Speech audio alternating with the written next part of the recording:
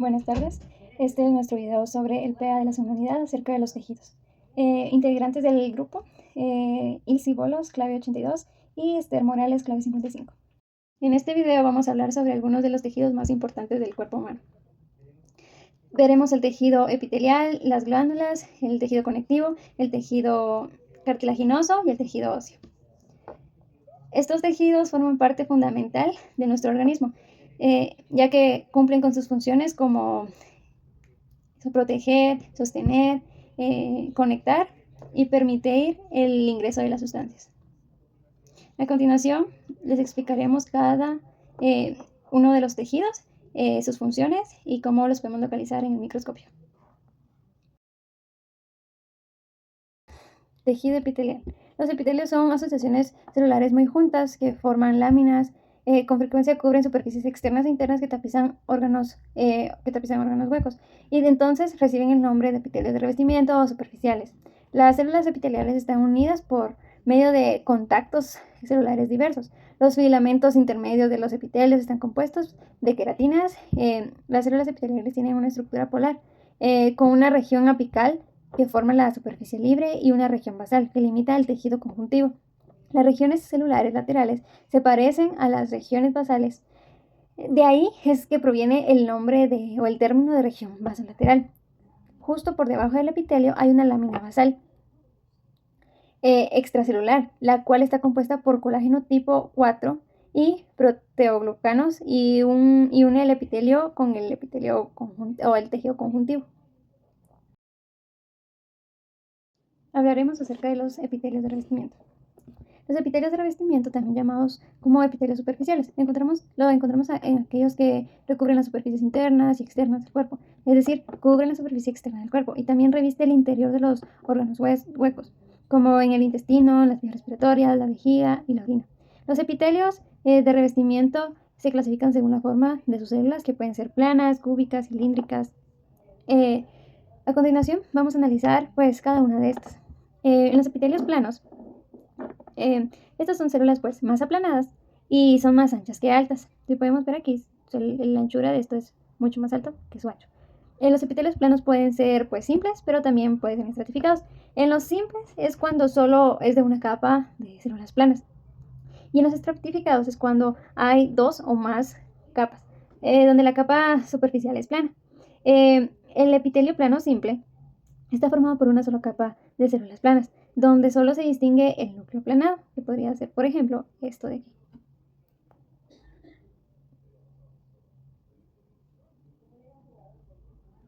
Se encuentra principalmente en la capa más interna del corazón.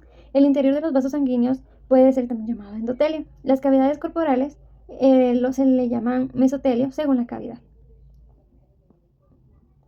También tenemos lo que son los epitelios estratificados. ¿A qué le llamamos epitelio estratificado?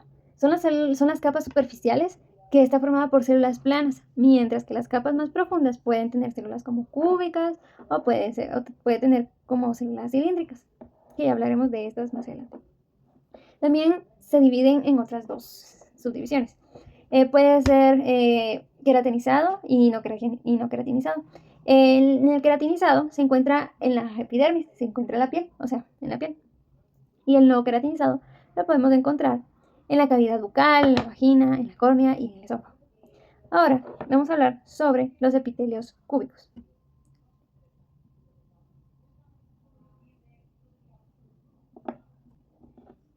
En el cuerpo humano, la mayoría de los epitelios cúbicos son simples. Estas células pues tienen también el alto y el ancho casi igual y sus núcleos pues son redondos y son centrales. Por ejemplo, en este epitelio que hicimos cúbico, si no se pueden dar cuenta, las células son más redondas, los núcleos son más redondos.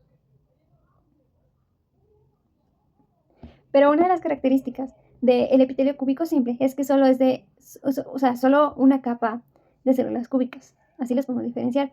Su núcleo, pues ya hemos dicho que es redondo y centrado. Puede presentar también microvellosidades si está especializado en absorción. ¿Dónde lo podemos ubicar? Lo podemos ubicar en túbulos renales, en glándulas endocrinas y exocrinas, en glándulas salivales o en la tiroides. La función del plano cúbico, pues sirve de absorción y también de secreción. ¿Cómo se identifica en un microscopio? pues las células forman tubos o círculos en la hora de las muestras, núcleos redondos, centrados y alineados, así como vimos varias imágenes en el laboratorio de histología. Pero también tenemos lo que es el epitelio cúbico estratificado, pues que este también tiene varias capas de célula, siendo cúbica la capa más superficial, porque así se le va a llamar a uno. Por ejemplo, lo que aprendimos en el laboratorio es de que a la hora de analizar una muestra, si la capa principal que está en la parte apical es ya sea cúbica, plana o cilíndrica, así se le va a llamar a la muestra. Por ejemplo, si es una muestra de epitelio plano, vamos a identificar si en la primera capa solo tiene células planas, entonces ya se le llama epitelio plano, ya sea estratificado o no estratificado. Y estas células cúbicas las podemos encontrar en conductos de glándulas sudoríparas, en algunas porciones de la uretra masculina. La función pues es la protección en zonas como secreción o paso a sustancias. ¿Cómo lo podemos identificar? En el microscopio, pues hablando de epitelio cúbico estratificado, pues habíamos dicho que pues por varias capas de células, en este caso no van a ser tan planas, sino que eso solo sería en el epitelio plano estratificado. Pero aquí estas van a ser más cúbicas. Son células más altas que anchas, pero no tanto como en el epitelio cilíndrico.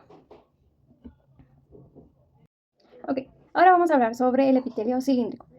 El epitelio cilíndrico pues está formado por células que son como más alargadas que anchas, con forma de columnas. Si podemos ver aquí, parecen columnas y son más altas que anchas. En unos libros he leído que dice que también se le pueden llamar columnas, por lo mismo de la forma. Sus núcleos suelen estar alargados y se ubican cerca de la base de la célula, o sea de la zona basal.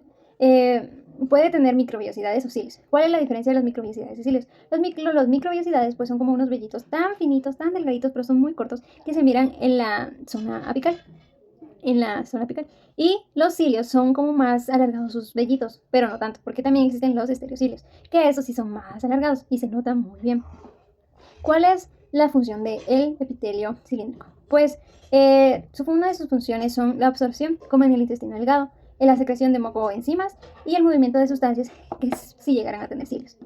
La ubicación de este epitelio pues lo podemos encontrar en el intestino delgado, ahí sí llevaría como microvellosidades. También puede ser en el útero o en las trompas de falopio, ahí sí serían con cilios y sí llegan a tener cilios. También sería en el estómago o en la vesícula biliar. ¿Pero qué células habitan en este epitelio cilíndrico?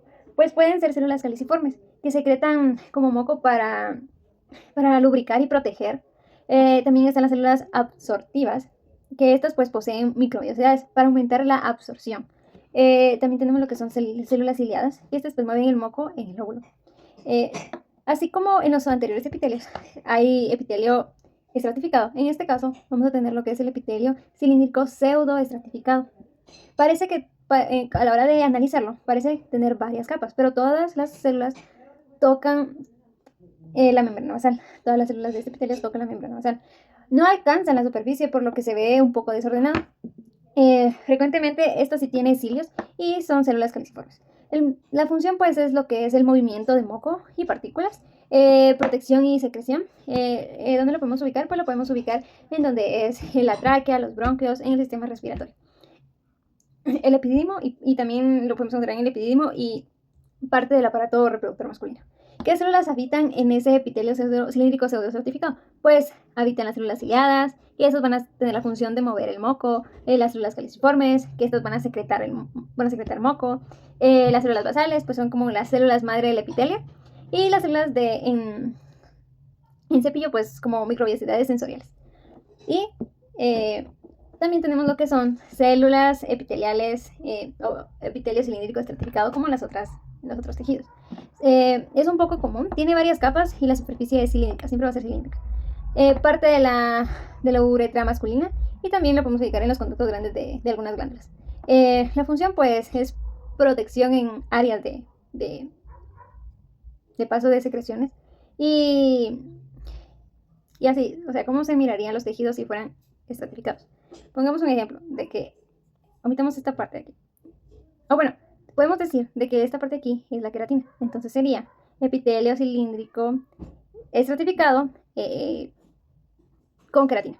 Entonces, aquí hay dos capas, pero como no son de las mismas capas de este mismo epitelio, se le llama epitelio cilíndrico estratificado, con queratinizado por la parte de aquí arriba. Y así es como nombramos a cada uno de los epitelios que podemos encontrar en el epitelio de revestimiento.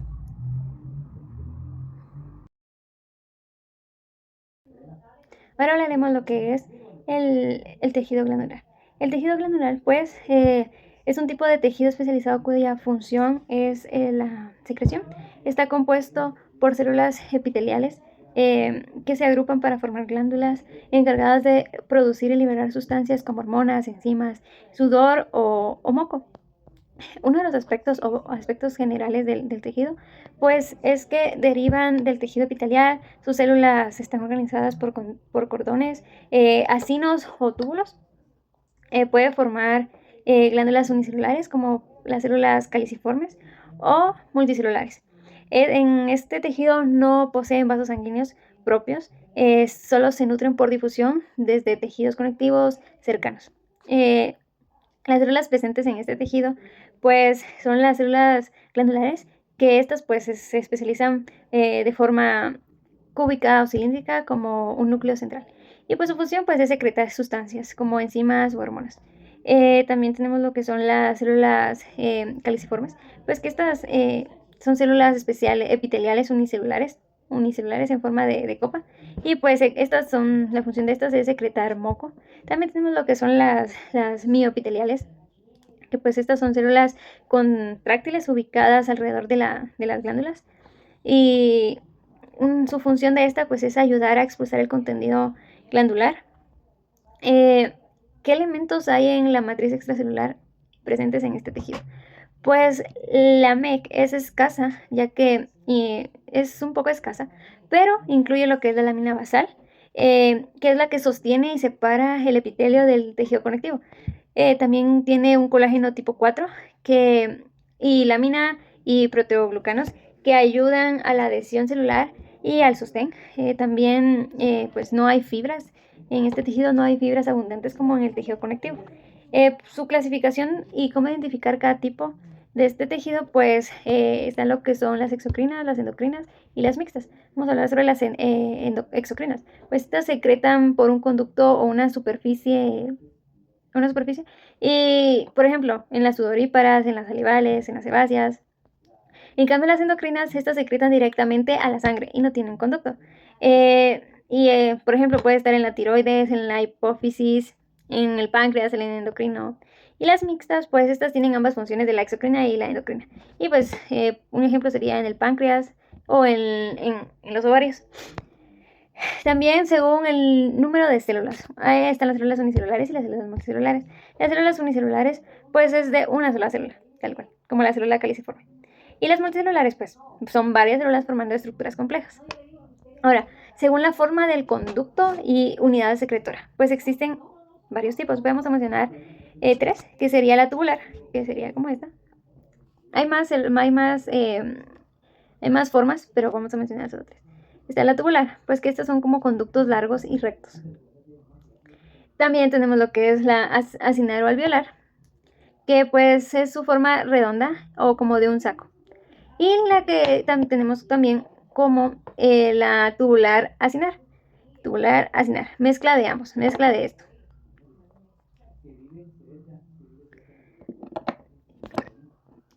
Según el modo de secreción, pues también existe lo que es la merocrina, la apocrina y la holocrina. La merocrina pues es por exocitosis, que es la que, bueno, en este caso es sin dañar la célula. Por ejemplo, está en las glándulas salivales. También están las apocrinas, pues que esta parte del citoplasma se pierde con la secreción, y pues un ejemplo sería las glándulas mamarias.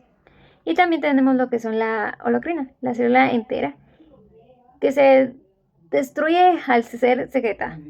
Y pues un ejemplo sería las glándulas sebáceas. Gracias. Hola, yo les voy a hablar sobre el tejido conectivo. El tejido conectivo es como el pegamento y la base del cuerpo. Une, protege y sostiene otros tejidos. Tiene pocas células y mucho espacio entre ellas, llamada matriz extracelular. En sus características es que tiene pocas células y mucha matriz extracelular. En la matriz extracelular hay fibras y una sustancia gelatinosa. También es muy vascularizado a excepción del cartílago. Aquí tenemos varias células que se pueden encontrar. Primero tenemos el fibroblastro, que contribuye las fibras y la matriz. Es como el albañil del tejido. También encontramos el fibrocito. Es un fibroblasto que ya terminó su trabajo y está descansando. También el macrófago, que se encarga de limpiar y defender, come bacterias y basura celular. También tenemos el linfocito. También defiende y es parte del sistema inmune. Y por último, las células mesenquimáticas, que es como una célula bebé que puede transformarse en otras.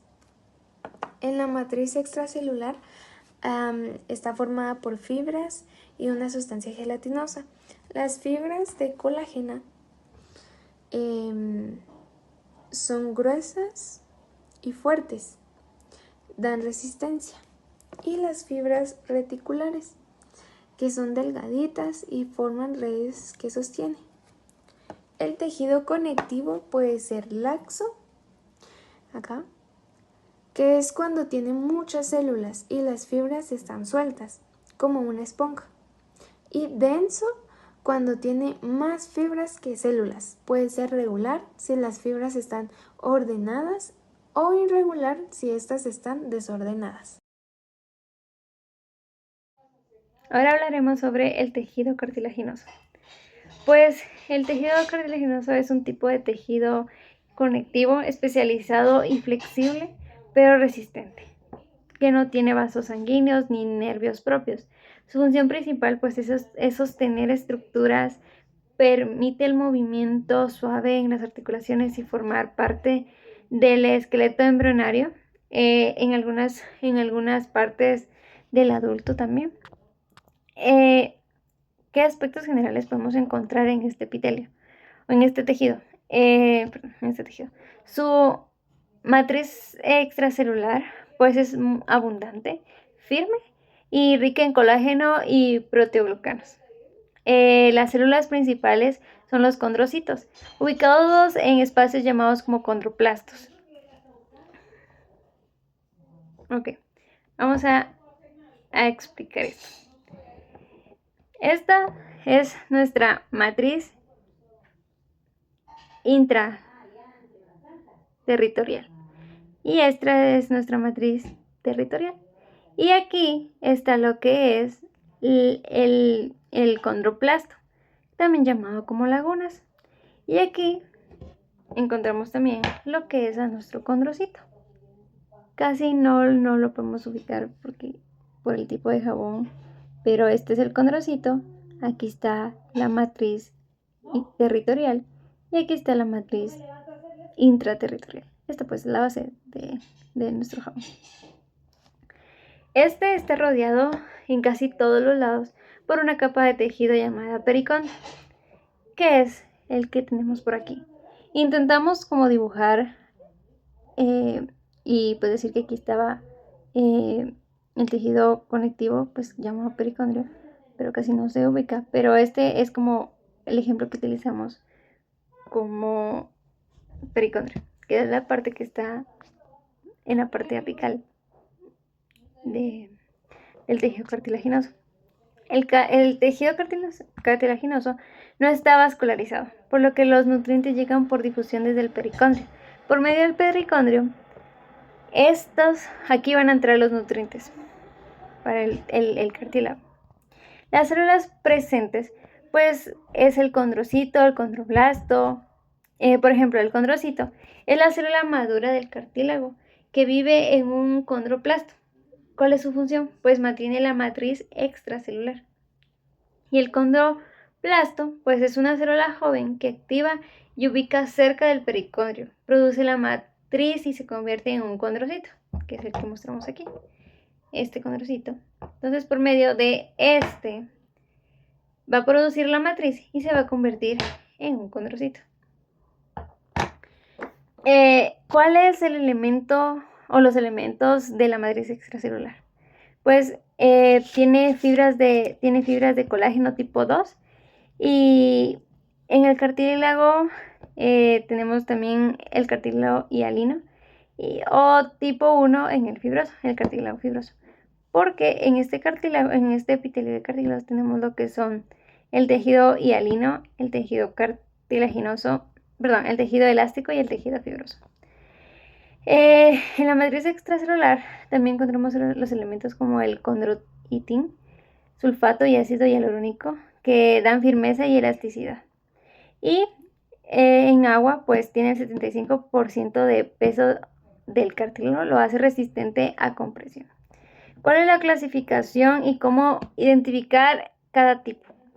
Pues en el cartílago hialino, más común, por la matriz lisa y la translúcida, los condrocitos en grupos isógenos, que son como estos que están aquí. Aquí tenemos los grupos isógenos, siempre con su matriz territorial y los grupos isógenos.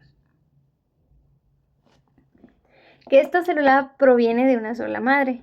Tiene pericondrio, excepto los cartílagos articulares. También tenemos lo que es el cartílago elástico, como el iliano, pero con muchas fibras elásticas. Este es como demasiadas fibras elásticas en su tejido. Es flexible, resistente, pero también tiene pericondrio. Este también, donde es el hialino y el elástico, tienen pericondrio.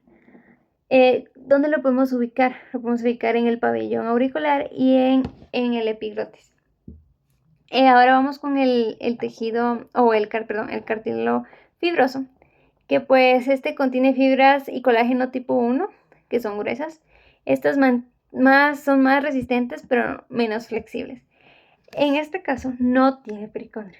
Aquí no está el pericondrio. Pero sí contiene como condrocitos más alineados en fibras. Así se identifica. En una visualización dentro de una muestra, así podemos diferenciar entre el hialino. Entre el hialino dijimos que tiene como más grupos isógenos. El elástico, pues con fibras que son muy elásticas. Y el fibroso, no lo podemos identificar que no tiene pericondrio. Pero es más, las fibras de colágeno son más gruesas. Esto es pues, el del cartílago fibroso lo podemos ubicar en discos intervertebrales, en la sínfisis del pubis o en los meniscos. Otros conceptos muy importantes de este tejido, pues es que el condroplasto es una cavidad en la matriz donde se encuentra el condrocito. Y el condrocito es la célula madura del cartílago que mantiene la matriz. Y los grupos isógenos es un conjunto de 2 o hasta 8 condrocitos que se forman a partir de la división de un solo condrocito. Es como son grupos que están siempre juntos, pero puede ser de 2 a 8 condrocitos. Y el pericondrio pues es la capa del tejido conectivo denso que rodea el cartílago, excepto el fibroso y en el hialino articular. Aporta nutrientes y contiene condroblastos.